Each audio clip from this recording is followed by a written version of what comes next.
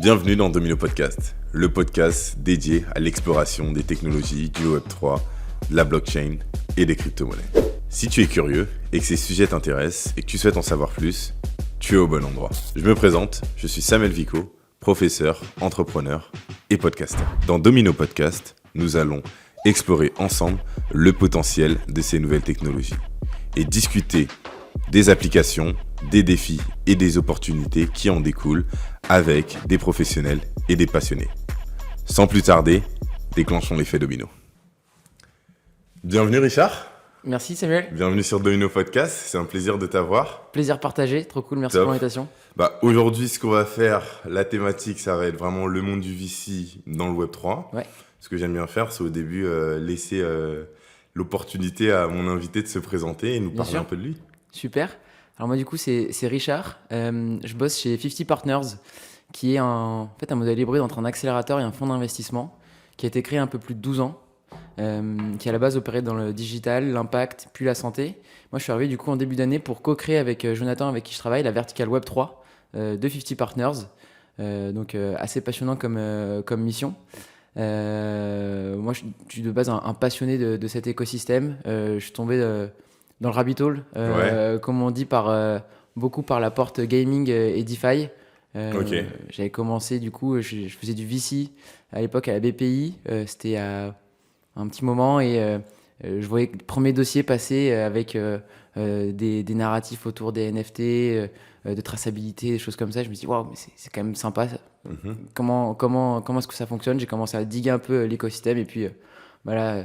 Tu connais, tu tombes dans le rabbit hole, tu commences à parler à des gens sur Discord, tu passes ta vie à parler à des gens que tu connais pas, tu sais pas trop ce qui se passe sur Discord, enfin bref. Ouais. Et de fil en aiguille, du coup, Alors, est-ce que les gens que tu parles sur Discord, est-ce que c'était surtout des pseudonymes ou t'avais aussi des personnes que tu connaissais? Ou tu avais des vrais noms, prénoms? Que des pseudos. Ok. Il y a encore des personnes que je croise là aujourd'hui dans la vraie vie Ouais. et que je les appelle par leur pseudo, Ouais. pas par leur vrai prénom. C'est assez perturbant parce que quand tu les vois t'ajouter ensuite sur LinkedIn ou dans des mails, Ouais. tu te dis mais qui est cette personne en fait? Ah mais d'accord, c'est le mec qui me parlait sur Discord, ok. Mais on connaît tellement ça, même avec Instagram et autres, parfois il y a Ouais. une personne, mais comment elle s'appelle? Non, c'est Lily. Non, c'est son nom sur Instagram, mais c'est pas son vrai prénom. C'est tellement un truc qui arrive. Ouais. Mais sur Insta t'as les photos, donc Ouais. tu peux t'en sortir. Ouais. Sur Discord t'as une tête de pingouin, une tête de singe, t'as aucune chance. Totalement. Et là, du coup, t'es tombé dedans, principalement par le gaming. C'est quoi, toi, dans le gaming qui t'a attiré avec le Web3? En fait, moi, j'étais un gros gamer quand j'étais plus jeune. Forcément, j'ai eu un peu moins le temps après avec les études, etc. Je me suis dit, quand j'ai commencé à comprendre un peu comment ça fonctionnait, quelles étaient les possibilités de cette techno, je me dis, mais waouh, dans le gaming, tu peux faire des trucs de malade. Mhm. Tu peux potentiellement avoir l'asset que tu as pris le temps de faire évoluer pendant, par exemple, 100, 200 heures de jeu. Ce qui m'est arrivé, et si le jeu ferme, derrière, t'as plus rien. C'est terminé. Et puis, tu peux pas profiter de cette expertise que tu as dans un jeu, dans un autre, tu dois repartir de zéro. Enfin bref, du coup, moi, je me suis dit, ouais, mais c'est quand même super intéressant ce que tu peux faire. Et puis ensuite, tu avais tout le narratif DeFi, Banking the Unbanked, décentralisation, désintermédiation, etc. Je me disais, mais c'est quand même incroyable. C'est ce qui est possible de faire. Et donc, je suis tombé par là. Et donc, à la suite de mon expérience en VC à la BPI, je me suis dit, il faut que je fasse ça à temps plein. Ça me passionne vraiment trop. Mhm. Donc, déjà, j'avais passé un an à parler à des gens, à diguer, à comprendre vraiment conceptuellement ce que ça représentait. Et à l'époque, tu sais, t'avais pas beaucoup de contenu. Donc, vraiment, fallait balader sur des forums, parler à des gens, se faire scam quelquefois pour comprendre. Ah ouais, d'accord, donc il faut pas cliquer sur ces liens comme ça. Ok, d'accord, j'ai compris. Ah, Polygone avec 2 Y, ça marche pas. Ok, d'accord. Lisez bien et ne cliquez pas sur les liens. Ouais, do your own research, comme on dit. Ça dure. Et donc, je me suis retrouvé à bosser pendant 1 an et demi à la Française des Jeux. Ok. Je m'occupais de tous les sujets Web3 de la Française des Jeux. Ça a commencé par de l'acculturation de tous les dirigeants sur ces sujets. Et vu que pas grand monde connaissait comment ça fonctionnait, et pour autant, c'était quelque chose qui devenait très stratégique parce que c'était à peu près au moment où se développait toute la tendance des play to earn. Ouais. Et le play to earn versus le modèle de la Française des Jeux, c'est 2 modèles qui se challengent complètement. Donc c'est devenu très stratégique, il fallait acculturer les dirigeants qui comprennent du coup les enjeux et pourquoi c'était devenu stratégique, initier des premiers projets, du coup avec Et du coup, là, il y a équipes. des projets que tu sais qui sont sortis. Ils sont sortis ou pas? Là, c'est encore en phase de projet. Alors moi je suis plus dans l'intimité des discussions, Ok, mais il y a des premiers projets qui ont été annoncés lors de Vivatech, ok, notamment autour du divertissement, forcément, avec les FDJ, et du métavers. ok. Et donc il y avait ça, mais comme tu t'en doutes, personne codait et personne code encore en Solidity à la FDJ. Donc il fallait Ouais. des partenaires, notamment tech et autres, pour mettre en place tous ces nouveaux projets. Et donc c'est dans ce cadre-là qu'on avait aussi deux véhicules de corporate venture, dont une partie de la thèse était le Web3, parce que le Web3 est devenu très stratégique à ce niveau-là. Et donc c'est pour ça qu'on avait fait quelques invests dans ce cadre-là pour développer des partenariats stratégiques avec des acteurs notamment tech, qui nous permettaient du coup de mettre en œuvre tous les projets qu'on voulait faire. Ok. Et du coup, je suis plus dans l'intimité des discussions, mais Ouais, les projets, ok. les projets continuent de se développer à la Française des Jeux. Et ça reste un des corporates qui est bullish encore sur le Ouais. sujet. Et qui a pas fait le shift comme beaucoup de corpos. Ah bah Web3 c'est bon, je regarde plus trop, je vais regarder la Generative Ouais, AI. ouais, Non, là, ils savent que c'est vraiment un enjeu stratégique pour eux Mhm. et ils travaillent vraiment sérieusement sur le sujet. Bah, notamment sur ça, il y a un sujet aussi qui est revenu. Par exemple, des jeux comme Sorare. Ouais, Au final, ces jeux sur lesquels on va acheter une carte qui va dépendre d'un joueur et des performances de ce joueur, on se rapproche un peu du pari sportif. ah bah ça c'est le grand sujet. Ouais. Je Est-ce pense que que, si tu demandes à Nicolas Julia, c'est quelque chose qui peut-être l'empêche de dormir un peu la nuit Ouais. ce soir. Il y a un grand sujet, du coup, c'est les qualificatifs de jeux d'argent. Plusieurs qualificatifs. Il faut notamment que tu aies un sacrifice financier et que ce soit basé sur du hasard. Et le sujet était de savoir si Sorare était un jeu d'argent. Il y a plusieurs comment dire, facilités qui ont été proposées à Sorare pour ne pas être qualifié en jeu d'argent pour le moment, en l'occurrence, par l'ANJ qui est un peu l'AMF des jeux d'argent, Ok, d'accord. l'autorité nationale des jeux qui régule tout ça. Donc là, c'est vraiment des discussions dans l'intimité de la régulation Ok. et bien malin celui qui arrive à savoir ce qui va se passer. Mais c'est notamment le cadre de la loi jaune. JONE, Ok, qui du coup met un cadre sur tout ça, sur est-ce que Sorare est un jeu d'argent d'accord. ou non, mais on va voir ce qu'il en est. La question est de savoir comment est-ce que tu peux récompenser des joueurs, est-ce que tu dois les récompenser en NFT, est-ce que tu peux récompenser avec ton propre token, est-ce que tu peux les récompenser avec un autre token, type par exemple en stablecoin, etc. C'est pas facile Ok. à l'heure actuelle de naviguer là-dedans. Je sais que notamment la FDJ, PMU, etc., Sorare, essaient de voir un peu quel est le cadre régulatoire, Ouais. mais c'est pas encore super clair et beaucoup de personnes travaillent là-dessus. On a notamment beaucoup un espèce de consensus de personnes du domaine du gaming qui est lié du coup au sacrifice financier et au jeu d'argent parce que le gaming dans la blockchain, tu as souvent une récompense en token derrière qui ont fait une réponse collective au régulateur. Ok. J'ai aussi sauté, il y a une bonne petite question sur le gaming.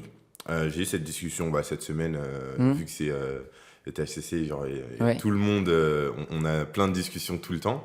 Et l'une des questions que moi je me pose, c'est notamment sur le gaming. Moi je suis fan d'expérience et autres. Et aujourd'hui on voit énormément de play to earn sortir. Dans le Web3, c'est le futur, c'est le futur. Mais j'ai l'impression qu'on oublie la base qui est en fait que dans le gaming, il faut d'abord créer une culture. Il faut d'abord créer une culture dans laquelle les joueurs vont jouer. On a LoL, on a Call of Duty, on a plein de jeux différents. Et c'est après qu'on a une culture, qu'on a vraiment une identité, que potentiellement ça va se structurer sur quelque chose de financier, avec des ligues, avec pas mal de choses. Mais là, dans le play to earn, est-ce que le play to earn aujourd'hui arrive à attirer des vrais gamers et pas juste des parieurs ou des personnes qui ont envie d'investir ou de gagner de l'argent dedans? Alors je te réponds simple, non. C'est aussi simple que ça. Non mais pour développer un peu, je prends l'exemple d'Axie Infinity. tout le monde parlait il y a 1 an et demi, 2 ans, c'était la success story, etc. Sauf que tu te rends compte qu'au final, les gens qui jouaient à Axie Infinity, ils venaient pas pour jouer, ils venaient pour gagner de l'argent. Ouais. Pour ça, tu avais des histoires aux Philippines où tu avais des personnes qui engageaient des jeunes pour aller jouer au jeu et récupérer du coup une partie des gains qui étaient faits. Enfin, c'était devenait vraiment un vrai business Ok. derrière. Et oui, en sens, du coup, ce qu'on a vu, ce qu'on voit comme expérience, même si là, on a des nouvelles expériences qui ont été annoncées à THCC, on en parlera peut-être un peu après. Avec plaisir. Mais du coup, les premières expériences de gaming, de play to earn, comme tu dis, qui est devenu un peu un gros mot, le play to earn. Maintenant, on parle de play and earn, de play to own. Enfin, il y a plein de nouveaux narratifs qui se mettent derrière. Mais en tout cas, Axie Infinity, tu avais beaucoup de gens qui venaient juste pour gagner de l'argent. Et je suis d'accord avec toi, en fait, ce qui se passait, c'est qu'il y avait beaucoup de jeux qui se développaient avec pour seule ambition d'attirer des personnes qui voulaient spéculer ou gagner de l'argent et pas des gamers. L'expérience de jeu d'Axie Infinity, c'est flingué, quoi. C'est nul. Parce que c'est pas tourné sur le gaming, Ouais. c'est plus sur le earn. Voilà, exactement. Après, il y avait en plus l'histoire de token, parce que créer un token in-game, comme tu peux l'avoir, comme sur Dofus, tu avais le Kama et toutes les autres monnaies de jeu, qui sont pas du coup on-chain, et donc qui n'ont pas d'équivalent dans la vraie vie. Ouais. Et là derrière c'est d'autres choses. Les game designers, c'est plus compliqué de créer une économie saine au sein d'un jeu avec un token qui est on-chain et qui peut aller sur d'autres plateformes, qui est interopérable, etc. Donc ça c'est un vrai challenge pour les game designers, et c'est pour ça que tu as parfois des équipes qui sont basées sur la construction de la tokenomie au sein de ces jeux, parce que c'est compliqué de le mettre en place, et il faut en plus que ce soit quelque chose de sain et pas de Ponzinomics, parce que forcément derrière, même si tu as une expérience de jeu, t'as envie, tu vois, tu dis ok, si je récupère un token, c'est cool, tu vois, c'est un truc supplémentaire, c'est sympa. Mais donc si ce token ça vaut, c'est une monnaie de singe, t'en fous, quoi. C'est autant pas le mettre on chain, ça sert à rien. Donc voilà. Okay. Mais du coup, pour revenir, t'as des expériences de jeu aujourd'hui qui se développent, qui sont intéressantes. En plus, on a 2 gros acteurs en France qui commencent à se développer, et ça c'est cool pour l'écosystème. Moi, mon chouchou, c'est Oxia Origin. Ok. Spoiler, parce que j'avais bossé aussi au tout début du projet avec eux quand c'était encore qu'un projet NFT, et qui s'est bien développé depuis. Ok, nice. Ils ont fait la démo il y a quelques jours du coup avec Binance. C'est vraiment canon, c'est un FPS derrière avec une vrai narratif et un vrai écosystème autour. Puis aussi, tu as Cross the Ages, qui là est plus sur un jeu de cartes, mais donc tu as une vraie expérience de jeu. Et au final, la blockchain, tu peux jouer sans même t'en rendre compte que tu utilises la blockchain. Et en fait, c'est ça. Mais que ce soit dans le gaming ou dans n'importe quoi. C'est, on va utiliser cette technologie au service d'un véritable use case. Moi, c'est ma conviction d'utiliser la blockchain, des tokens on-chain, etc. Mais sans forcément le savoir, et faire profiter aux utilisateurs de tout ça sans qu'ils se rendent compte qu'ils utilisent un NFT, etc. Un peu comme quand on utilise les technos HTML aujourd'hui. On sait, quand tu envoies une newsletter, tu programmes rien du tout. Ouais. Pourtant, tout le monde sait l'utiliser. Totalement. L'idée, c'est qu'à terme, ma conviction, c'est de dire pas besoin d'acculturer tout le monde sur le sujet. J'ai la même conviction, c'est le même discours. Mais on n'a pas besoin. Franchement, la majorité, monsieur, madame Michu, ils s'en foutent de comment ça fonctionne. Potentiellement, ils utilisent Internet, mais personne ne pourrait te dire exactement comment c'est fait. Exactement. Et du coup, 50 Partners. On revient un peu sur le film. Comment vous faites, comment tu fais pour accompagner des projets? C'est quoi votre business model? C'est quoi? Parle-moi de 50 Partners. Yes, carrément. Alors, du coup, 50 Partners, c'est un modèle hybride entre un accélérateur et un fonds d'investissement VC plus classique. L'idée, c'est que nous, on vient réunir 50 partners, d'où le nom. Ces partners sont des entrepreneurs à succès de l'écosystème. Type, par exemple, fais un peu quelques name dropping, c'est Adrien Hubert, que tu as déjà reçu. Ouais, totalement. Cyrus Fazel de Swissborg, Aaron Besnou d'Oxia Origin. Je peux citer aussi Alexandre Cognard d'Ariani, Clément Teki de Ternoa, enfin bref. Le bon gratin. Du beau monde. Et l'idée, c'est de constituer du coup un pool de 50 partenaires qui sont entrepreneurs à succès de l'écosystème Web3 et qui vont pouvoir accompagner des boîtes qu'on vient venir accélérer. Ce qu'on veut, en fait, notre conviction, c'est de dire la meilleure façon d'accompagner les entrepreneurs, c'est de prendre d'autres entrepreneurs qui ont déjà réussi à tacler les challenges que les plus jeunes entrepreneurs vont être amenés à tacler. Et en fait, tu te rends compte que c'est super puissant comme approche parce qu'en fait, tu peux faire gagner par exemple 6 mois sur une roadmap produit ou go-to-market à des mecs, et ce qui en soit encore aujourd'hui, enfin surtout aujourd'hui, quand tu dois faire attention à ta trésor, c'est super important de gagner du temps là-dessus.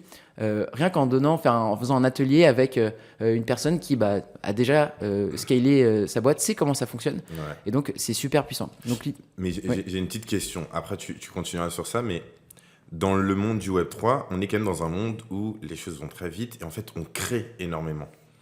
Est-ce que le fait d'avoir des advisors qui eux ont déjà créé et ont peut-être une manière de penser assez formatée, ne va pas formater les prochains et donc réduire la créativité?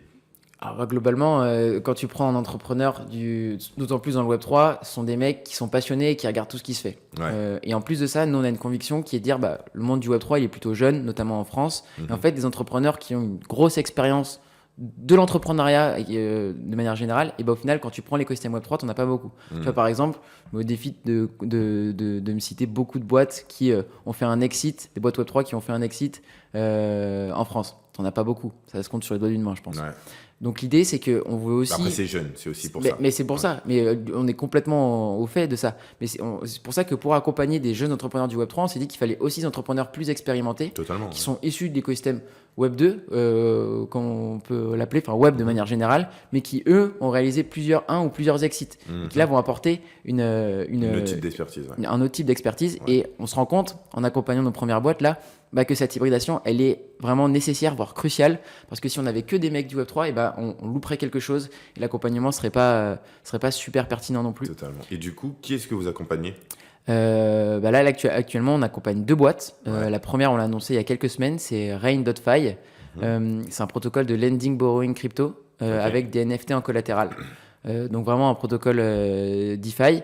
Et la particularité, pour ceux qui connaissent un peu, c'est que ça ne fonctionne pas par des order books, mais par des pools de liquidité, ce qui fait que tu favorises la liquidité des NFT, et potentiellement tu peux faire un peu de copy trading à terme derrière. Mais du coup, il faut que je possède des NFT pour l'utiliser, ou c'est quoi la particularité ? En fait, je sais pas si tu as déjà payé par exemple en plusieurs fois sur Amazon, tu m'en proposes tout le temps de faire plusieurs fois. J'évite en règle générale, mais parce que le modèle derrière tout ça, c'est juste quelqu'un te fait un prêt et gagne de l'argent derrière. C'est le modèle. Et là, ce que propose Rain, c'est de proposer en marque blanche à n'importe quel marketplace NFT ou projet NFT ou quoi que ce soit, de dire je te mets un bouton Buy Now Pay Later, et en fait tu proposes à ta communauté de pouvoir acheter des NFT en plusieurs fois, et donc potentiellement d'augmenter cette communauté, ou de proposer au plus grand nombre de pouvoir intégrer l'écosystème. Mais ça peut être des NFT, ça peut être, aujourd'hui c'est beaucoup des profils pictures, mais demain ce sera des reward assets, des biens immobiliers, des obligations financières tokenisées, ça peut être plein de choses. Et donc via ce mécanisme-là, tu peux acheter en plusieurs fois un NFT. Et quand tu soulèves un peu le capot, comment ça fonctionne, ce sont des personnes qu'on appelle les lenders, qui mettent dans des pools de liquidité de l'argent, et qui disent ok, moi je suis chaud de prêter à tel type de personnes qui achètent tel type de NFT avec une loan to value de temps. Et c'est intéressant du coup, parce que là, comment ça fonctionne dans un monde plus centralisé, c'est la banque qui s'en occupe, tu sais pas trop comment investit l'argent. Et là tout est on-chain, tout est transparent. C'est de la DeFi quoi. Et du coup, c'est pas que, en gros, les collatéraux, c'est pas que des NFT. Les collatéraux, c'est vraiment, on a potentiellement aussi des cryptos, on a mon Bitcoin dedans, de l'Ethereum dedans ou pas ? Non, là du coup pour Rain, c'est principalement du coup des NFT en collatéraux, donc des actifs numériques, qui donc du coup te permettent d'emprunter de la crypto-monnaie sur ce NFT là. Mais aujourd'hui, on voit le monde du NFT, il est fluctuant. Surtout le monde de la blockchain, de la crypto, il est très fluctuant. Comment on se base dessus ? Si aujourd'hui, par exemple, moi je viens au moment où mon NFT il valait 1 million, et je le dépose dessus et ça fait un collatéral, mais aujourd'hui on voit par exemple Justin Bieber, je crois, son NFT il a acheté plus de 2 millions, quelque chose dans le genre, et aujourd'hui il vaut à peine 200 000 ou quelque chose dans le genre. Après, du coup, tu sais, c'est le principe des liquidations. Justement, tu fixes un seuil à partir duquel, si jamais le prix de ton NFT, tu te bases sur le floor price, ou enfin, tu t'accordes sur quelle base tu t'accordes. À partir du moment où ce prix, par exemple, du NFT atteint X, et bah, du coup, soit tu dois mettre un autre NFT en collatéral, soit la position est liquidée. C'est-à-dire que le lender récupère le NFT, le vend et récupère du coup l'argent. Mais par contre, toi, du coup, tu n'as plus à rembourser. C'est un peu le principe des crédits lombards ou quand tu fais une hypothèque. C'est exactement le même fonctionnement. D'accord. Ok, très bien. Et du coup, la deuxième boîte ? Et la deuxième boîte, alors on l'a pas encore officiellement annoncé, mais du coup, je vais donner quelques indices et les gens. Ça sort dans combien de temps ? C'est en septembre. Début septembre. Normalement, c'est fin septembre qu'on sort le podcast. Donc, fin septembre. Non, fin août qu'on sort le podcast. Août, bon, écoute, on va être à peu près dans les. Mais bon, dans tous les cas, c'est quelque chose en petit exclu pour Domino. Allez. C'est Kamea Labs. Kamea Labs qui a créé un framework de tokenisation d'equity sans passer par un SPV. Et donc, ça permet potentiellement au retail grand public de pouvoir investir de façon décentralisée et non custodiale dans des boîtes de société, dans l'equity de sociétés non cotées directement du coup via un wallet. Et ce qui est intéressant, c'est que eux ils ont été enregistrés PSAN il y a quelques semaines, ce qui fait que ce framework juridique c'est vraiment une innovation réglementaire en plus que technologique, et donc du coup cette framework juridique a été validée par l'AMF. Et donc ça c'est super intéressant parce que en fait de manière simple, parce que c'est vrai que là depuis tout à l'heure je réfléchis un peu. Moi j'ai un background dans la finance et donc je pense qu'on comprend totalement ce qu'on dit, mais il y a beaucoup de monde qui ont pas, il y a plein de mots clés un peu mais si je mets de manière simple, cette boîte là en fait elle va permettre à ce que en fait elle va réduire la barrière à l'entrée pour pouvoir investir dans une boîte. C'est ça, et encore plus, de manière un peu plus puissante. Je sais pas si tu as vu la levée de fonds totalement rien à voir avec le Web3 de gens de confiance, qui a levé, il me semble, 5 millions. Je suis pas sûr des chiffres, mais il me semble que c'est ça. Et une partie de cette levée a été faite auprès de la communauté de gens de confiance. Et donc, en fait, là, ce que ça permet, ce que Kamea permet potentiellement, c'est de dire demain, telle boîte lève 500 000 euros. Mais je vais prendre potentiellement une poche de 50 000 euros qui est réservée à ma communauté pour qu'ils puissent investir dedans. C'est une nouvelle forme de crowdfunding. C'est du crowdfunding, mais sauf que du coup, crowdfunding aujourd'hui, comment ça fonctionne ? C'est que tu crées un SPV, donc qui est un véhicule d'investissement qui a ses avantages et ses inconvénients, et donc tu as beaucoup de frais. Qu'est-ce que ça veut dire SPV ? Alors, je pourrais pas te dire l'acronyme, je sais pas si tu le connais toi. Je me rappelle plus, parce que j'ai bossé un peu sur ça aussi, mais je me rappelle plus de l'acronyme exact. Je pourrais pas dire l'acronyme, mais en gros, du coup, c'est un véhicule que tu crées potentiellement pour pas avoir 150 personnes quand tu fais du crowdfunding sur ta table de capi, ce qui peut être un peu dommageable pour les entrepreneurs. Donc ça te permet ça. En français, SPV, c'est fonds de commun de créance. Voilà. Je pense que c'est la version anglaise SPV. Yes. Et donc du coup, ce qui est intéressant, c'est que là, tous les frais qui sont induits par le SPV, avec Kamea, on s'en affranchit. On s'en affranchit et c'est beaucoup plus intéressant parce que on est plus flexible. Et tu peux sortir aussi avant, non ? Oui, c'est liquide. Donc c'est liquide, du coup, je suis pas obligé d'attendre parce qu'en général, pour ceux qui savent pas, lorsqu'on investit dans une boîte, on a à peu près une échéance de 5, 6, 8 ans avant de pouvoir espérer soit une exit, soit une levée de fonds sur laquelle on va être sorti. Et donc, à ce moment-là, récupérer notre investissement avec la potentielle plus-value. Et du coup, là, ça permet de ne pas attendre cette partie-là. Si au bout de 3 ans, moi, j'ai besoin de mes sous, je peux voir à la valeur du marché et après ça sera du gré à gré sur un marché secondaire. Tu peux, si jamais moi j'ai un token qui représente l'equity d'une boîte qui a levé des fonds, je peux te le revendre sur une place de marché potentiellement ou de gré à gré. Et du coup là on est sur des security tokens du coup. Ouais, bien sûr. Ok, très bien. Du coup on va passer à la deuxième partie. Ok. À tout de suite. On est de retour. Yes. Et là, du coup, on va rentrer, même si on est déjà rentré directement dans le vif du sujet direct, au final. Là, on va continuer à rentrer dans le vif du sujet. On va vraiment parler du monde des VC. Ok. Alors, normalement, on parle du monde du Web3, mais il est intimement lié. Est-ce que tu peux nous expliquer de manière assez simple qu'est-ce que c'est que le monde du VC ? Et comment est-ce que ce monde-là, en fait, a un impact dans le monde du Web3 ? Est-ce que c'est quelque chose qui est nécessaire ou pas du tout ? Le VC de manière générale, c'est pour ceux qui ne connaissent pas, du coup, c'est Venture Capital ou Capital Risk en français. L'idée, c'est de créer des fonds d'investissement où, du coup, on va investir dans les boîtes les plus prometteuses de l'univers de la tech. Généralement, c'est beaucoup de startups, beaucoup de fonds d'investissement, notamment aux US, en France, de partout, qui ont de l'argent sous gestion et vont le déployer dans des startups en espérant que quelques-unes deviennent soit une licorne, soit des grands succès et récupérer un multiple intéressant. Ok. Alors, pour ceux qui ne comprennent pas, une licorne, ouais, une licorne, une boîte qui fait qui est valorisée à plus d'un milliard. C'est ça. Ok, très bien. Après, il y a aussi les centaures, il me semble aussi. Pardon ? Les centaures. Ouais, ça, du coup, en France, on n'en a pas encore. Mais, pas encore. Okay. Mais du coup, votre objectif dans le monde du VC, vous arrivez à quelle partie ?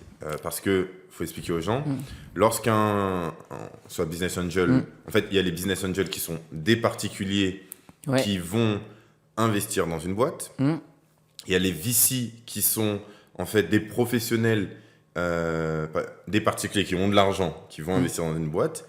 Et des VC, c'est des professionnels qui vont eux-mêmes aussi donc aller récolter de l'argent auprès de particuliers qui ont de l'argent et constituer un fonds.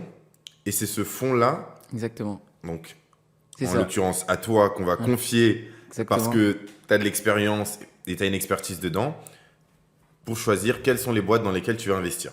C'est ça, exactement. Donc, tu disais, c'est important de dire, tu as les business angels où c'est des personnes, des particuliers, et eux, ils investissent de manière plus ou moins professionnelle. T'en as qui le font de manière très professionnelle et qui vivent de ça, qui font ça à temps plein, qui aident les boîtes, etc. Mais d'autres qui le font un peu sans forcément de processus, de méthodo, alors que le VC, le monde du capital risque, c'est des institutionnels ou d'autres personnes qui ont de l'argent, des corporates, qui vont confier de l'argent à des investisseurs professionnels. Et donc là, du coup, la méthode d'investissement est beaucoup plus professionnelle et méthodique. Donc, comment tu choisis tes startups, la méthode, je vais dire en anglais, mais les valorisations des boîtes, etc. Donc là, c'est beaucoup plus professionnel. Et ce VC-là, du coup, tu as plusieurs stades. Tu as des VC qui sont spécialisés dans ce qu'on appelle l'early stage, ou dans le très early stage, les premiers tours de financement qui sont par exemple le pré-seed et le seed. C'est presque... Ça arrive à quel moment de pré-seed et le seed ? C'est-à-dire, est-ce que j'ai déjà un projet ? Parce que souvent, il y a des personnes qui ont l'idée de je fais un business plan, je vais aller voir un VC, il va me financer sur mon business plan. Très mauvaise idée, ça. Okay. Très mauvaise idée, sauf si c'est des VC qui sont habitués à le faire. Par exemple, tu vois, en France, tu as des gros VC type, je te parle un peu dans le Web3, c'est Xange, Leadblock, Aglaé ou KT Ledger. Eux, ils vont investir dans des projets qui sont déjà implantés, qui ont à peu près trouvé leur marché et qui ont besoin d'accélérer. Donc, ils ont besoin d'investir de l'argent pour recruter des personnes, faire du marketing sur un projet, on appelle un MVP, Minimum Viable Product, qui fonctionne. Nous, du coup, notamment chez 50 Partners, l'idée, c'est d'aller accompagner et potentiellement financer des boîtes qui sont au tout départ. Donc, quand c'est pré-seed, seed, c'est plus pré-seed. Parfois, ils n'ont même pas encore de produit, ils ont l'idée et on investit principalement sur l'équipe. On se dit, waouh, ces mecs-là, ils sont super smart, ils vont faire un truc de malade, j'ai envie de les accompagner et on va les aider à construire un projet. Le seed, c'est un peu plus, le produit, il est à peu près construit, mais on commence à rencontrer son marché. Là, il faut un peu accélérer. Mais au final, c'est des nominations de pré-seed, seed, série A, série B, etc. Bon, moi, je pense que ça veut plus ou moins rien dire. C'est t'as des boîtes qui lèvent des pré-seed à plusieurs millions, comme des boîtes qui le font à quelques centaines ou quelques dizaines de milliers d'euros. Donc au final, ça veut plus dire grand-chose. Juste, t'as des boîtes qui ont besoin d'argent à un moment donné. Pourquoi elles ont besoin d'argent et pourquoi est-ce qu'on leur donnerait ? Est-ce qu'on pense que les mecs sont assez bons pour développer le produit ? Est-ce que le produit, on pense qu'il va rencontrer un marché ? Et est-ce que le marché est assez conséquent pour faire une boîte qui va pouvoir croître sur un grand nombre d'années et qui a besoin de cet argent pour croître rapidement ? Ok, très bien. Et du coup, lorsque un VC donc, il choisit, il faut aussi donner les datas parce que les gens ils pensent que tu as investi dans une boîte, il y a du succès. il y a combien de boîtes qui meurent et combien de boîtes qui survivent? Voilà, ça, c'est la grande stat. Il me semble que c'est 90% Ouais. des boîtes qui meurent, des startups qui meurent sur une période au bout de 4 ans ou quelque chose comme ça. Ok. Donc, c'est vraiment le nombre de boîtes qui arrivent à lever. Et encore, lever des fonds, c'est pas synonyme de succès, hein. On a beaucoup de boîtes qui fêtent les levées de fonds, c'est une bonne chose, mais c'est pas une fin en soi. Ensuite, Ouais. derrière, ça commence quoi. C'est Maintenant, ça. les gars, vous avez l'argent, faut que vous délivriez maintenant. Ouais, ouais. Donc, ça, c'est le sujet. Et quelque chose qui a beaucoup changé, donc moi je côtoie un peu ce milieu-là, c'est le changement du VC. Pendant longtemps, c'était le porte-monnaie, le VC. Aujourd'hui, c'est plus seulement le porte-monnaie. C'est-à-dire que le VC, en règle générale, construit aussi des équipes et, comme le cas de 50 Partners, Ouais, c'est le bon exemple. des advisory qui vont vraiment venir apporter plus que de l'argent. Exactement. Et même 50 Partners, tu dois le prendre dans l'autre sens plus. On va d'abord apporter de l'expertise, de l'expérience, Ok. et potentiellement, si on pense que c'est pertinent et que on se dit, dans le cadre de cet accompagnement, c'est pertinent d'aller les accompagner financièrement aussi, on peut le faire. C'est Ok. plus dans ce sens-là. Ah d'accord, qu'on donc le vous fait. accompagnez pas, c'est vraiment d'abord de l'advisory. Ouais, c'est ça. Ok. Et donc, mais du coup, globalement, on sélectionne des boîtes dans lesquelles on croit. Et Ouais. en fait, c'est même pas nous qui avons la décision finale, c'est nos partenaires dont je te parlais tout à l'heure, qui sont des entrepreneurs à succès. L'idée, c'est qu'on va leur présenter les meilleurs projets et ils vont nous dire, OK, on a envie de prendre celui-là. Parce que je l'ai pas dit tout à l'heure, mais c'est eux, c'est les partners qui sont indirectement impliqués dans les boîtes parce que ils sont tous du coup à l'equity, ils ont 2% des parts d'une structure d'accélération qui elle-même vient récupérer des parts des startups accélérées. Donc la décision, c'est normal qu'elle revienne à eux parce que c'est eux les parties prenantes dans l'histoire. Et ouais, du coup, ces partners vont accompagner les boîtes qui sont accélérées. Ils vont le faire parce que ils sont impliqués financièrement indirectement dedans.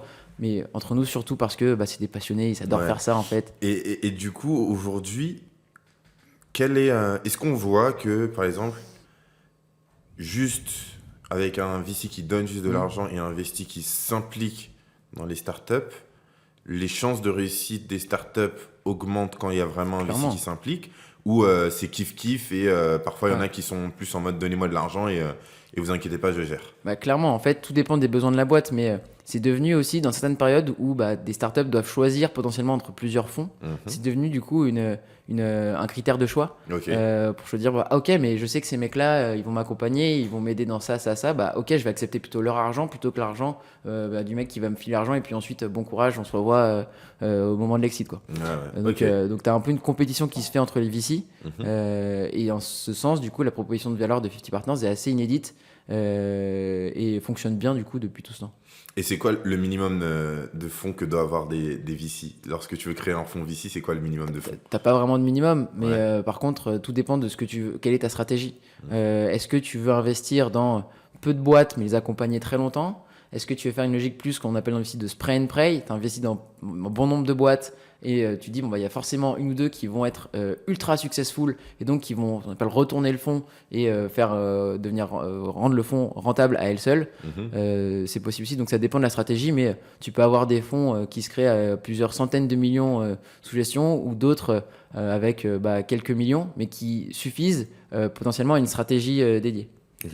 Ça me fait sourire parce qu'on a parlé tout à l'heure de FDJ, gambling. Est-ce qu'on n'est pas sur une forme de gambling du fait de me dire, vas-y, je dispatche un maximum et il y en a forcément une qui va sortir du lot. C'est pas vraiment du gambling parce Ok. que du coup, si c'était du gambling, je prendrais toutes les startups qui se créent et je donnerais X milliers d'euros à ces boîtes-là. Ok, Là, l'idée, donc c'est il y a qu'il quand même une sélection. il y a quand même une méthode Bien assez sûr. drastique. Le nombre si on devait financer toutes les boîtes de l'écosystème, globalement, on n'aurait plus beaucoup d'argent et puis même ce serait tellement dilué que personne gagnerait de l'argent, Ok. je pense, dans l'histoire. Oui, il y a quand même une méthode, tu vois, le truc qu'on regarde le plus, nous en tout cas, et globalement tous les VC, sur les périodes très early stage, c'est l'équipe. Ok. L'équipe, c'est central. Ouais. Mais du coup, ça m'amène à ma question suivante. Moi, aujourd'hui, je suis entrepreneur, je crée un projet Web3. Comment est-ce que... quels sont les tips que tu peux me donner? Comment est-ce que je viens en tant qu'entrepreneur me présenter à 50 Partners ou me présenter à un fonds VC? Ok. Ouais, déjà, en fait, on a vu pendant un long moment, il y a quelques années, on avait une hype du Web3 où bah, tu devais mettre des buzzwords dans ton deck et t'arrivais potentiellement à choper plusieurs centaines de milliers d'euros, voire des millions, sur juste une présentation, pas de produit, etc. Parce que tout le monde avait envie d'investir dans le Web3. Bon, maintenant, ça aujourd'hui, n'a pas trop changé, c'est juste le buzzword a changé ah non, et c'est intelligence artificielle. Exactement, mais du coup, sur le Web3, c'est pas du tout la même. Ok. C'est pas du tout la même. Du coup, on a beaucoup de boîtes qui ont levé à ce moment-là, au moment où c'était facile, qui ont eu beaucoup d'argent du coup sur leur compte, Mhm. qui l'ont brûlé Ouais. et qui se retrouvent un an et demi après. Ok, mais on a à peine un produit, il faut qu'on relève des fonds. Mhm. Et là, les VC sont beaucoup moins friendly parce que le paradigme il a un peu changé. Il est ok, le Web3, on garde un peu moins, mais il y en a beaucoup qui continuent à regarder. Mhm. Par contre, on veut des vrais use cases. On veut plus investir sur un buzzword de manière complètement irrationnelle, parce qu'en soi, c'était de l'investissement qui était irrationnel. Mhm. C'était c'était pas normal dans le monde du VC d'investir comme ça. Ouais. Donc c'était quelque chose. Là, on est revenu sur des rationnels un peu plus sains. Mhm. Investi sur une équipe ultra solide, avec un marché qui peut laisser présager du coup une croissance à long terme et forte, Mhm. je disais la team, ouais, et un produit du coup qui a un marché qui répond à un véritable besoin. Donc moi le conseil que je pourrais donner, c'est plus quand tu viens devant un VC, c'est pas de dire ok je fais le nanana à la sauce Web3. Ouais. Ça on en voit plein et tu dis mais pourquoi tu fais ça? Ça sert à quoi de mettre du Web3? C'est un buzzword. Non mais ça m'intéresse pas du coup. Ouais. De dire tu construis un vrai cas d'usage qui répond à une vraie problématique, mais tu utilises les technologies ou même les idéologies Web3 de décentralisation, etc. au service de ce cas d'usage, mais qui est pertinent dans le cadre Répond vraiment à un problème d'un du marché. coup. Exactement. Ouais. Tu vois, moi, ce qu'on adore, c'est de voir des boîtes qui utilisent ces technologies blockchain, mais qui n'en parlent même pas. Mhm. Sur le site, on sait même pas que c'est blockchain et on le suppose. Ouais. Moi, j'adore, tu vois, tu dis, ok, ces mecs-là, ils ont compris ce qu'il fallait faire maintenant, parce que on vient à un moment où, pour ce qu'on veut, l'idéal de tout le monde, c'est de pouvoir adresser le grand public. Mhm. Sauf que la blockchain, globalement, si tu prends le nombre de wallets MetaMask ou même de nos comptes Binance, etc., tu as très peu de monde. Ouais. Et très peu de monde comprend. Et heureusement, parce que sinon, ce serait un peu. Si jamais tout le monde avait un MetaMask, tout le monde se ferait hacker, etc. Mais on a du coup des boîtes qui veulent mettre un peu cette technologie au service du grand public, Ok. mais sans que ce soit compliqué Ouais. en termes du X. Là, aujourd'hui, c'est galère. Mais aujourd'hui, encore une discussion que j'ai eue, c'est souvent les gens ils disent ouais mais c'est pas décentralisé parce que le cœur même de la blockchain, c'est cette capacité à être décentralisé et de redonner à chacun d'entre nous l'ownership, La pleine propriété. la pleine propriété de ces données, de ces décisions et autres. Mais si aujourd'hui on n'a plus cette pleine propriété et que tout est centralisé, la plupart des projets qu'ils font, au final, ils utilisent une technologie qui a pour but d'être très libre et très décentralisée, mais au final, améliore juste ce qu'ils font et centralise encore les choses. Est-ce qu'on est toujours dans la blockchain? Est-ce qu'on ne s'éloigne pas de cet idéal qu'on a tous un peu? Moi, c'est ce qui m'a amené le plus dans le monde du Web3. Globalement, cet idéal de tout décentraliser, je pense que c'est une utopie. Et heureusement qu'on n'y arrive pas, parce que je pense que ce serait un peu chaotique si toutes les décisions étaient décentralisées. Par contre, il y a des choses qui sont pertinentes à décentraliser. Mais bien sûr, en fait, tu vois, même au niveau d'une blockchain, quand on parle de décentralisation, c'est une chose, mais au final, si tu as X millions de tokens de la blockchain, globalement, tu as des mécanismes de centralisation, même si l'idéal est la décentralisation. T'as plein de sujets.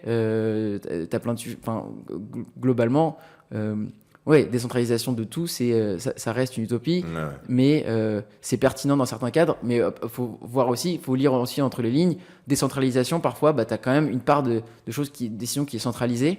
Et est-ce que c'est la grande question, tu vois, qu'il y a eu notamment une conf là-dessus, un clash entre Julien Bouteloup et Mark Zeller à ETHCC, qui était compagnie, véritable entreprise en termes de gouvernance, et DAO, organisation autonome décentralisée. Et là, c'est une vraie question, tu vois. Est-ce qu'on décentralise toutes les décisions prises par une entreprise, ce qui est le cas d'AAV, ou est-ce que, ce que disait Julien Bouteloup, c'est je suis beaucoup plus à même de prendre des décisions que des personnes qui possèdent un token qui ne connaissent pas. Ouais, mais on en parlait avec l'épisode avec Adrien sur les tokenomics, qui est vraiment cette idée que parfois sur le court terme, la communauté, elle va dire ça c'est bon pour moi, mais elle n'a pas la vision de long terme. Exactement. Et parfois il y a des décisions qui sont dures à prendre aujourd'hui, qui n'ont pas l'impression que c'est dans l'intérêt du projet, mais qui sur le long terme s'avère être la meilleure décision parce que on a pu économiser, on a pu faire, on a pu ne pas trop ouvrir, on a pu éviter potentiellement des hacks parce que on n'a pas fait ce bridge ou on n'a pas fait ci, on n'a pas fait ça. Et donc, au final, on se retrouve avec potentiellement quelque chose de beaucoup plus intéressant que si c'était juste la communauté qui décidait, pas avec la vision stratégique. Bien sûr, c'est clairement ça. Hein. La décentralisation, ça a ses avantages, mais ça a aussi ses inconvénients. Tu donnes potentiellement le droit de gouvernance à des personnes qui ne savent pas comment faire ou qui n'ont pas les mêmes intérêts, qui ne sont pas alignés en termes d'intérêts que toi. C'est l'exemple, c'est A16Z qui avait du coup les tokens de gouvernance de quelques protocoles DeFi et qui influaient, qui en avaient tellement. Donc, ils avaient une telle influence qu'au final, on parlait de décentralisation, mais ça reste quand même une méthode de centralisation. Tu viens juste centraliser la décision sur quelqu'un d'autre. Donc, c'est un vrai enjeu. Je pense, moi, personnellement, que c'est pertinent de décentraliser certaines choses. Tout décentraliser, c'est une utopie et c'est aussi une connerie, excuse-moi le terme. Mais tu peux décentraliser, peut-être, tu as un juste milieu à trouver entre tout décentraliser et rien du tout décentralisé. Tu as certaines choses qui sont pertinentes à décentraliser en termes de gouvernance, d'autres qui le sont moins. Et après, c'est au bon jugement de la personne qui crée le projet et en fonction de la communauté qu'il a aussi derrière. Le 100% centralisé, ça fait 5 fois que je te le dis, mais je le répète, je pense que c'est pas une bonne idée. Ok, top. Sinon, il y avait une autre partie que j'avais bien envie qu'on aborde, c'était notamment SBV, donc Silicon Valley Bank. On va faire un peu, là on a les premières personnes qui ont été le plus touchées, c'était entrepreneurs et VC qui avaient tout ça. Je sais pas si c'est votre cas au titre particulier, mais en tant que VC, est-ce que tu peux commenter un peu, après quelques mois, après que la poussière est retombée, il y a encore des banques qui sont un peu fragiles. Aujourd'hui, comment va le monde du VC ? Quel est l'impact de ces banques qui sont en train de tomber plus ou moins les unes après les autres? Quel est cet impact-là dans le monde de l'investissement? En fait, c'est l'impact premier que ça a eu, c'est les entrepreneurs qui avaient leur compte dans ces banques qui dire du jour au lendemain ont plus de trésor ou la trésor bloquée. Là, c'est une vraie problématique parce que c'est la trésor qu'ont apporté les VC et ces boîtes-là, on a envie d'avoir un retour sur investissement. Donc, ça c'était la vrai enjeu pour le portefeuille de beaucoup de VC. C'est principalement aux US parce que c'était le point de départ de tout ça était aux US. Nous, on n'a pas été impactés. On n'a pas de boîte qui avait des comptes dans ces banques. Donc, tant mieux pour nous. Mais c'est sûr que c'est un impact plus global. C'est-à-dire que des personnes des banques qui potentiellement pouvaient être LP dans des fonds ou des personnes qui avaient de l'argent dans ces banques qui pouvaient être LP, c'est plus compliqué de lever un fonds aujourd'hui, notamment à cause de ça, mais à cause de plein d'autres choses. La période est pas superbe. Mais après, du coup, je rebondis peut-être plus sur le sujet Web3 et VC avec casquette Web3. Je pense que ça met en lumière aussi certaines choses que veut résoudre le Web3 et toutes les technologies qui sont attraits. De dire, potentiellement, est-ce qu'on va faire confiance à une banque qui investit ? On ne sait pas trop dans quoi elle investit. Si tu viens investir sur du Bitcoin ou sur n'importe quelle autre crypto-monnaie ou tu viens emprunter de l'argent sur des protocoles DeFi, tu sais exactement où c'est. Et en fait, tu te rends compte que c'est peut-être un peu plus sain. Et ce qui se passe là, on a vu beaucoup de personnes, en tout cas moi dans mon entourage, dire ok, les banques on a un peu moins confiance. Qu'est-ce que je fais ? Comment je me hedge là-dessus ? Je vais le mettre sur Bitcoin parce que je pense que c'est potentiellement quelque chose de plus stable et avec un rationnel plus intéressant que investir dans des banques, dans beaucoup de produits bancaires. Ça, c'est libre à chacun. Mais oui, ça a un impact sur l'écosystème VC. Mais si tu prends le monde Web3, tu te dis, en fait, on n'est pas complètement à côté de la plaque de faire tout ce qu'on fait, de soutenir tous ces protocoles DeFi, etc. Parce que ça apporte une vraie réponse à ce qu'on a pu voir dans un monde plus centralisé. Ok. Je pense une petite dernière question avant qu'on passe à l'autre partie. Et je pense que là, on va essayer d'avoir des bullet points assez précis sur quels sont les conseils que tu pourrais donner vraiment aux entrepreneurs. Mais avant ça, j'avais une question qui est en train de m'échapper. Les aléas du direct. Ouais, non, c'est ça. C'était vraiment sur cette partie investissement liée aux startups. Est-ce qu'une startup est obligée d'avoir de l'investissement? Et surtout, on était en 2017, on a eu 2017-2018, on a eu vraiment la lancée des ICO. Donc, c'était la capacité à un projet de se faire financer par sa communauté. Il y a eu un énorme... donc, il y a eu des scams, il y a eu tout un tas de choses qui ont un peu terni la réputation des ICO. Aujourd'hui, une ICO, c'est un peu plus ou moins... Ça se rapproche un peu de ce que vous faites les VC. Est-ce que ça existe encore? Est-ce que c'est viable? Et est-ce qu'aujourd'hui, tu les recommandes? Et en tant que VC, quel est le point de vue par rapport aux ICO et par rapport aujourd'hui au monde du financement des projets? En fait, tout dépend du projet. Avoir un token, c'est pas neutre parce que vu que tu as du token en trésorerie, qu'il fait partie de ton projet, il faut réussir à maintenir un prix et donc mettre en place des modèles pour réussir à maintenir un prix intéressant et pour continuer à avoir de l'attrait sur ce token-là, etc. Donc, c'est vraiment quelque chose de complexe. Adrien, justement, que tu as reçu, c'est vraiment un expert là-dedans et il a développé pas mal de choses pour créer des mécaniques de tokenomique qui étaient plutôt saines. Et de manière générale, l'ICO, c'est assez risqué. Du coup, parce que tu viens vendre un token, après, tu t'engages à essayer de maintenir son prix. Mais ça peut faire sens dans certains projets. Parfois même, tu prends pas mal de protocoles DeFi.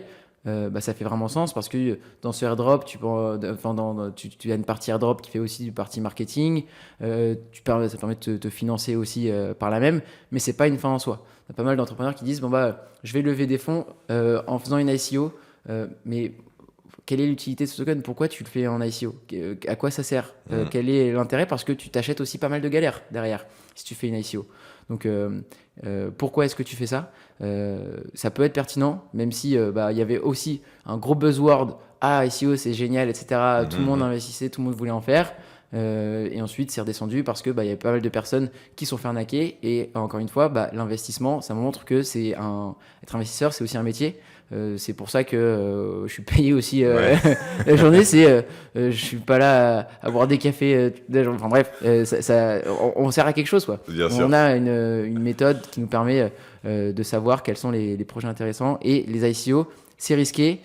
Ça peut faire sens, mais faut vraiment que ça serve le projet en lui-même. Ok, mais du coup, la boîte dans laquelle vous avez investi, elle fait peut-être plus de la STO, mais elle fait des STO, donc Security Token Offering. Ouais. Donc on est plutôt même sur un changement un peu de mode de fonctionnement. C'est encore un peu plus complexe parce que du coup, c'est pas l'entièreté de la boîte tokenise pas. Enfin, tu fais pas un financement que par là. Globalement, quand tu fais un STO pour se financer, tu dis je vais envoyer toute la valeur de ma boîte, elle réside dans ce token là. Là non, c'est te dire une partie des actions de ma société, donc c'est de l'equity classique, je vais les tokeniser. C'est des mécanismes un peu plus complexes que ça, mais en gros la représentation va être un token que je vais pouvoir détenir. Donc tout n'est pas tokenisé et on peut pas dire que c'est une ICO ou une STO. Tu as une partie de ton equity, sachant que d'autres personnes ont investi de manière plus classique, plus conventionnelle, en mettant un ticket, un VC classique en equity. Tu as une partie qui est vendue ensuite derrière en security. Mais ce n'est pas une STO de manière globale. Globalement, tu as une partie qui se matérialise en token dans un portfolio. Portefeuille. Bon, top. On va passer à notre dernière partie. Et là, on va vraiment prendre des conseils de ta part. À tout de suite. On est de retour pour notre dernière partie. Yes. C'est vrai qu'on a eu un moment, on a parlé de choses assez techniques, assez précises. Désolé pour ça. On est vraiment rentré dans des trucs où... Après, c'est aussi le problème, c'est que je pense que tu es un passionné, je suis un passionné. Et on va vite, on a envie de partager un maximum de valeur.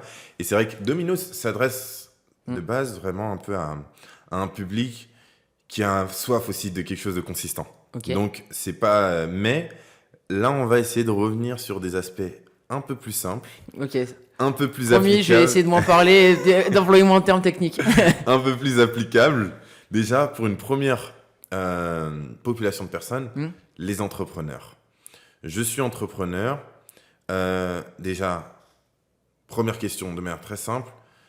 Une thèse d'investissement. Les VC, vous avez tous des thèses d'investissement. Ouais. Qu'est-ce que c'est qu'une thèse d'investissement et comment est-ce que moi, entrepreneur, je peux savoir à quel VC m'adresser? Ok. Il y a une chose qui est importante, c'est le moment auquel tu t'adresses à un VC. Ok. Quand tu viens t'adresser à un VC beaucoup trop tôt, si par exemple tu as à peine un produit et que tu viens t'adresser à un VC qui, au moment qui investit en série A, ça peut être bien parce que tu rentres dans son radar et il suit ce que tu fais, mais ça a aussi des contreparties. Dans le sens, si à ce moment-là, tu n'es pas très structuré, le VC te dit oula, cette boîte, je la catégorise comme une boîte qui est pas folle.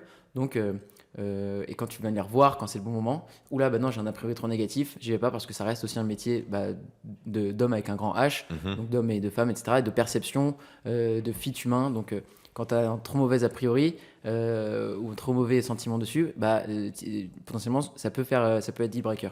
Donc s'adresser au bon VC au bon moment, c'est-à-dire quand tu es au tout début de l'aventure, t'adresser beaucoup à des business angels, plus, et potentiellement à quelques fonds de VC qui investissent de manière très early, ce qu'on appelle un fonds en pré-seed, et ensuite derrière, on va t'adresser au bon VC au bon moment. Donc ça c'est première chose pour se... Donc il y a le timing. Il y a le timing, Ok. les bonnes personnes à aller voir. Tu ne vas pas aller voir par exemple un VC Web3 si tu fais quelque chose dans la food.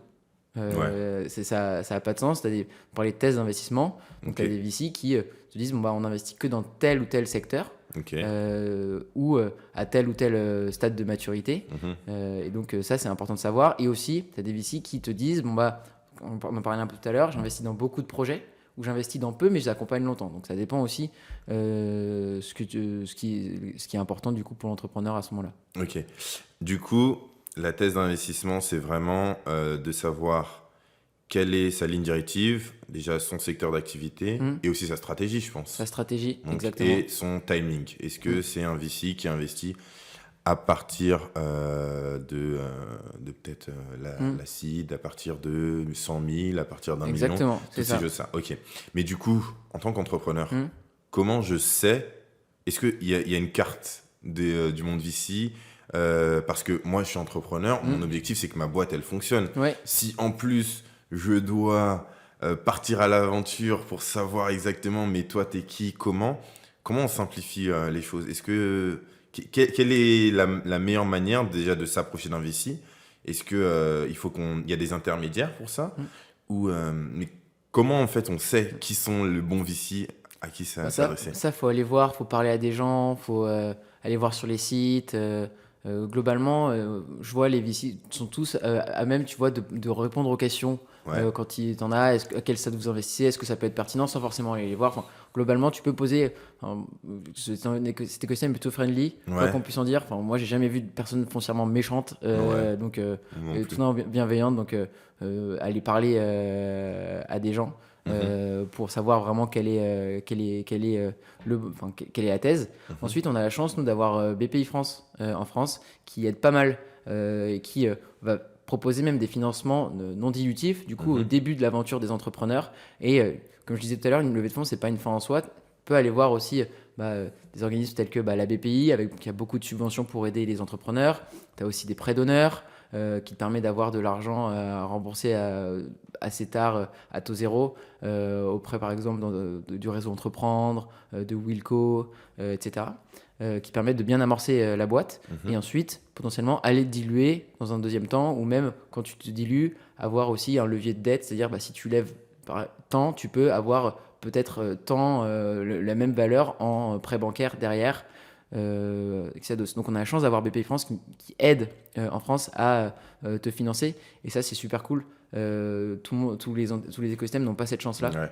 Et du coup BPI France centralise et eux ils ont peut-être une cartographie un peu plus du secteur. Tu as des cartographies de VC globalement sur les stades de maturité de certaines dans lesquelles ils investissent, les thèses, ce qu'ils font, etc. Ça, tu en trouves facilement sur le net. Et ce qui est important aussi, c'est quand tu lances dans un roadshow, donc dans une levée de fonds, c'est quelque chose qui prend presque 100% du temps du CEO pendant un moment.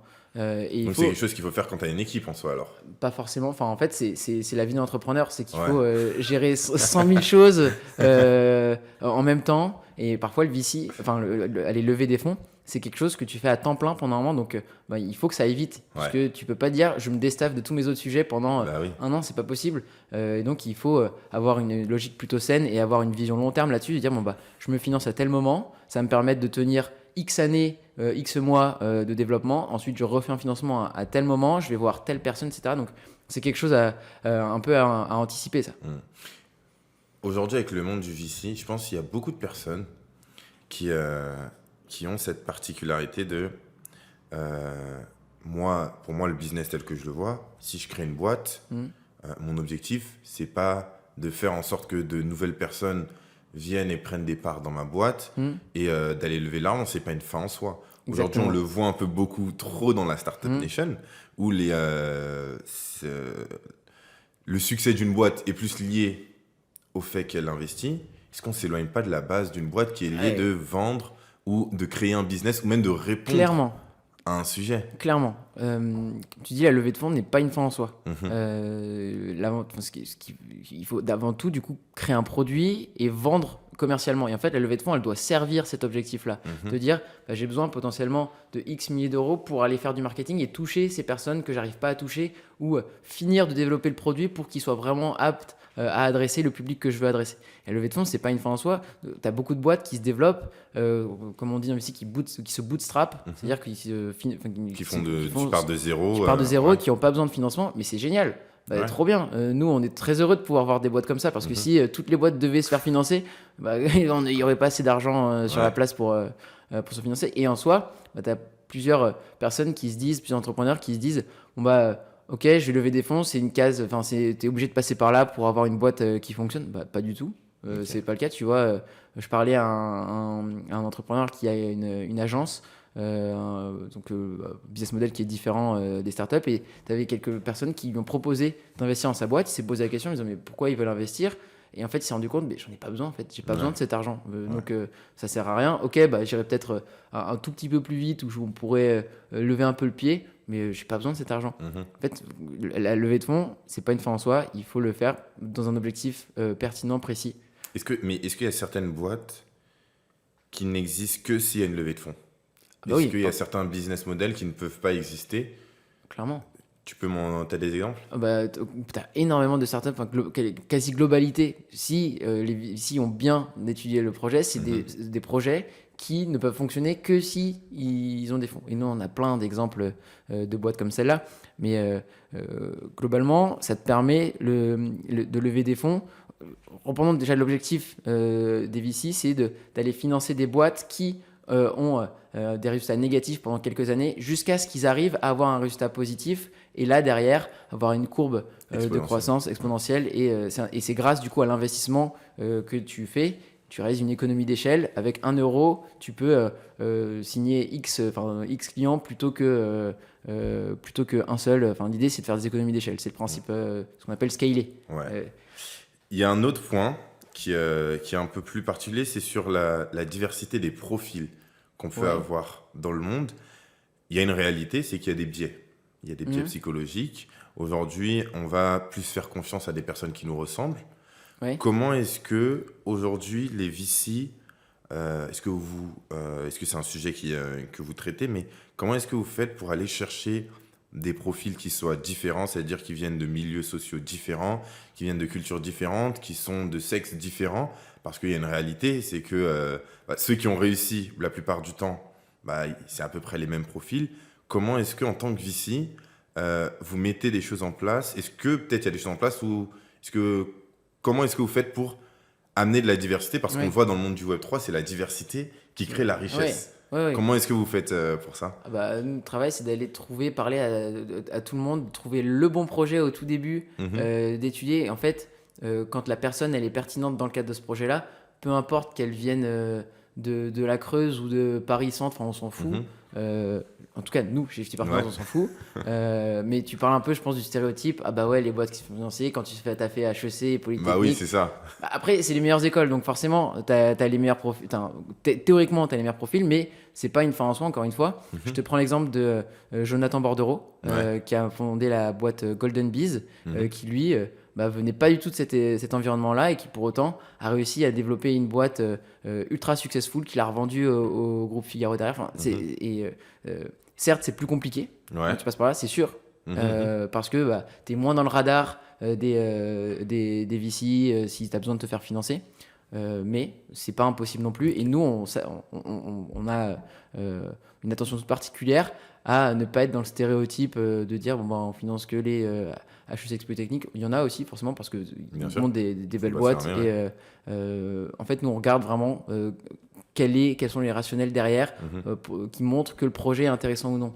Et si la personne, si le CEO c'est pertinent par exemple qu'il ait fait une grosse expérience immobilière avant parce qu'il crée un truc dans l'immobilier, feu, ça nous intéresse. Mais et du coup, quel conseil tu donnerais à ces personnes pour pouvoir bien s'approcher des VC, des personnes qui sont hors du radar? Comment est-ce que je rentre dans le radar?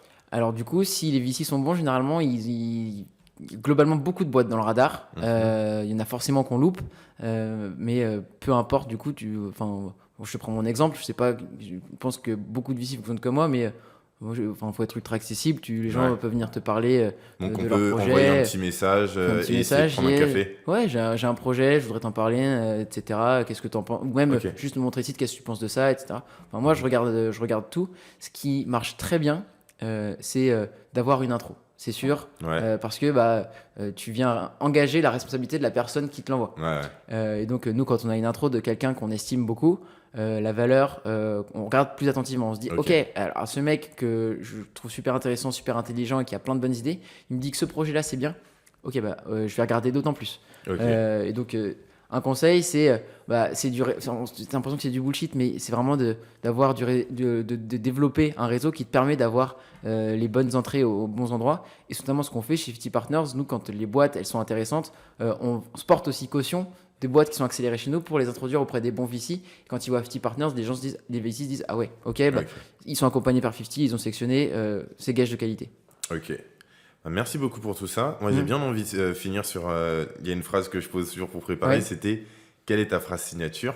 Je l'ai trouvée fun et super top. C'est « La sagesse, c'est d'avoir des rêves suffisamment grands pour ne pas les perdre de vue quand on les poursuit. » Exactement. C'est top. Je te laisse le mot de la fin. Tu nous dis un peu par rapport à ça et moi, j'adore je te laisse ça. le mot de la fin. Moi, j'adore ça. Tu vois, c'est un peu... ça fait sens au vu de la dernière question que tu m'as posée. C'est de dire, c'est pas parce que tu viens d'un environnement, d'un milieu, de tel milieu que tu peux pas faire telle chose si jamais tu es passionné, que tu as envie de le faire. Parfois, c'est plus compliqué. Le chemin est un peu plus semé d'embûches pour certaines personnes. Mais moi, je pars du fait, globalement, quand tu as envie et quand tu es déterminé, quand tu as plus faim que les autres de faire quelque chose et que c'est quelque chose qui te passionne, fonce. Globalement, moi, je fonctionne beaucoup comme ça. Je suis arrivé dans le Web3, je connaissais rien au départ. Je me suis formé tout seul et après, tu te dis, je suis super jeune, j'ai pas la légitimité de parler à un tel. Que dalle, au final, tout le monde a envie de parler à des gens intéressants, en tout cas, encore plus dans le Web3. Du coup, cette phrase, qui est d'Oscar Wilde, moi j'adore ça parce que tu peux être ambitieux et justement, le fait. La sagesse, c'est plus d'avoir des ambitions assez grandes et si tu as envie de les avoir. Mais moi, je fonctionne beaucoup comme ça, de me dire, au final, si tu as envie de faire quelque chose, et au final, tu trouveras des solutions pour te former, pour apprendre, pour connecter aux bonnes personnes. Après, tu as des limites, forcément, à un moment donné, mais trouver les bonnes personnes pour t'aider. Je pense qu'il n'y a pas vraiment de limite et de plafond à se mettre si tu es déterminé. Moi, je fonctionne beaucoup comme ça et j'adore les personnes qui fonctionnent comme ça. Nice. Richard, merci beaucoup. Merci, c'était cool. Super cool. Ouais. Allez, on se retrouve la semaine prochaine. Peace. Ciao. Merci d'avoir partagé avec nous ce moment autour de l'univers passionnant du Web3, des blockchains et des nouvelles technologies. Si tu as aimé ce podcast, je t'invite à le partager autour de toi, tes amis, tes collègues et surtout à nous donner 5 étoiles, lâcher un like et n'oublie pas de t'abonner. Sinon, je te donne rendez-vous la semaine prochaine à 12h. En attendant, n'hésite pas à consommer nos snacks podcasts pour encore mieux comprendre l'univers de la blockchain. Et en attendant, déclenchons l'effet domino. Allez, ciao!